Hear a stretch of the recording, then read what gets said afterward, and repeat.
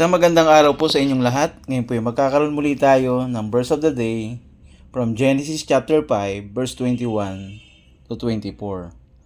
Sabi po sa salin ng aking Biblia sa Tagalog, nabuhay si Enoch ng 65 taon at naging anak niya si Matusalem. Verse 22, lumakad si Enoch na kasama ng Diyos pagkatapos may panganak si Matusalem ng 300 taon at nagkaanak pa siya ng mga lalaki at mga babae. Verse 23. At ang lahat na naging araw ni Enoch ay 365 taon. Verse 24. Lumakad si Enoch na kasama ng Diyos at hindi na siya natagpuan sapagkat siya'y kinuha ng Diyos.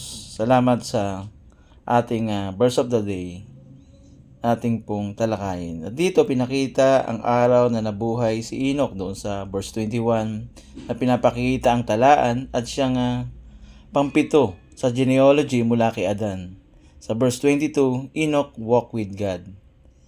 Ganito yung kanyang naging buhay at umabot ng 365 na binanggit ng verse 23. At muling inulit na may akda doon sa verse 24. Enoch walked with God.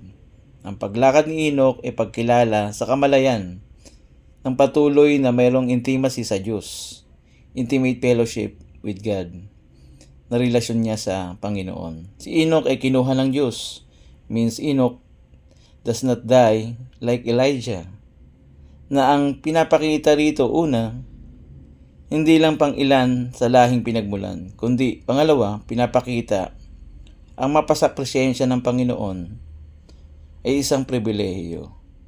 Na maging tayo, bagamat mamamatay, ay maaling mapasakrisyensya ng Panginoon in the presence of God kung lalakad tayo na ang Panginoon ang ating pinamumuhay tulad ng halimbawang pinakita ni Kristo na dapat nating tularan. Kaya kung hindi ka lumalakad at namumuhay sa salita ng Diyos at hindi mo tunay na kilala ang Panginoon sa iyong buhay, isuko mo ang buhay mo sa Panginoong Hesukristo upang makalakad tayo sa Diyos. Believe in the Lord Jesus Christ and you will be saved. So na merong pagsisisi at pag-amin ng ating kasalanan, nang sa gayon upang tayo mapawalan sala ng Diyos upang makalakad tayo sa Panginoon, bagamat makakaranas pa rin tayo ng kamatayan. Kaya lakaran natin ang salita ng Panginoon sa ating mga buhay. Salamat po sa salita ng Diyos. Nawa po meron tayong natutunan sa ating mga verses from Genesis chapter 5 verse 21 to 24. Pagpalain tayo ng Panginoon.